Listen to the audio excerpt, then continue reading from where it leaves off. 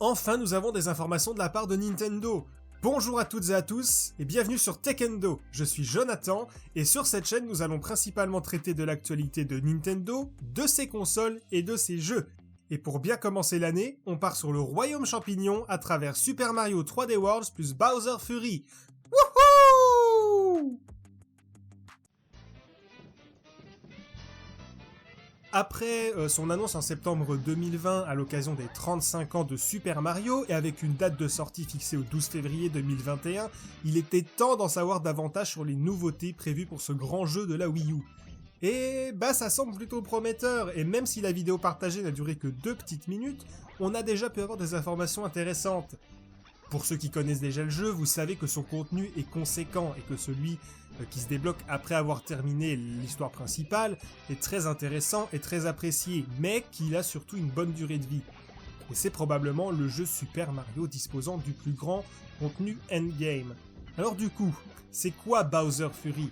Une extension à ce contenu endgame ? Un mode de jeu différent ? Un contenu hardcore ? Et la réponse, elle arrive tout de suite.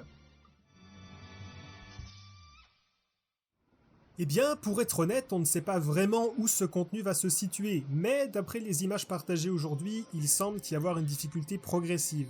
Bowser Fury semble être une grande zone de jeu découpée en petits îlots qui disposent tous de leurs propres obstacles. Cette zone du jeu semble d'ailleurs être entourée d'une corruption sombre, sans doute de l'encre.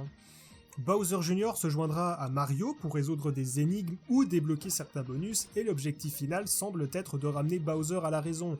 En tout cas, c'est ce qui semble logique. Et il semble actuellement quelque peu tourmenté, à quel point qu'il en a changé d'apparence pour tenter une imitation de Ganon. Bon, pourquoi pas. Cette extension à Super Mario 3D World a normalement été développée par l'équipe en charge de Super Mario Odyssey, sorti en 2017, et il s'agit donc de leur premier travail montré publiquement depuis les précédentes aventures du plombier moustachu. Il est donc tout à fait probable que cette zone s'inspire de mécaniques découvertes dans Super Mario Odyssey pour renouveler l'expérience de jeu. C'est ce qu'on peut d'ailleurs imaginer en voyant les images présentées. La zone de jeu de Bowser Fury est globalement plus ouverte que ce qui est disponible dans le jeu de base.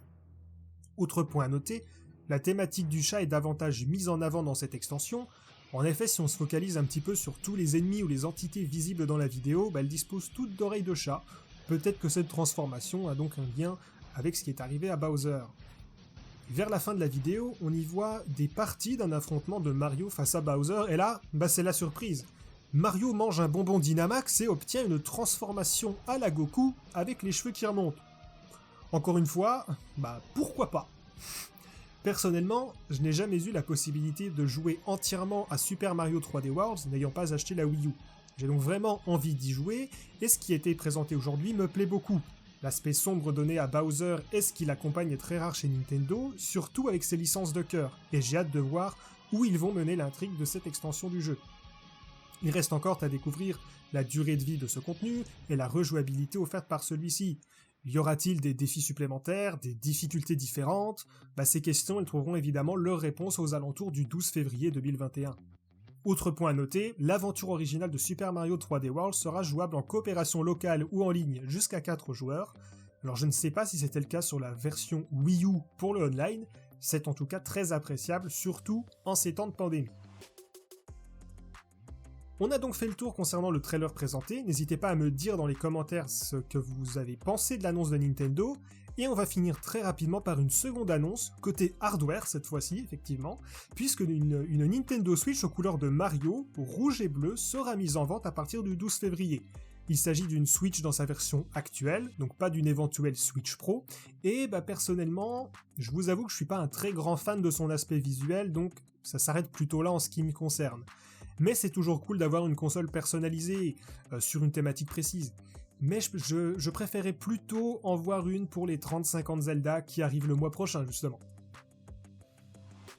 Et voilà, c'est tout pour aujourd'hui, n'hésitez pas à me faire part de vos impressions sur cette vidéo dans les commentaires pour que je puisse améliorer ce qui ne va pas.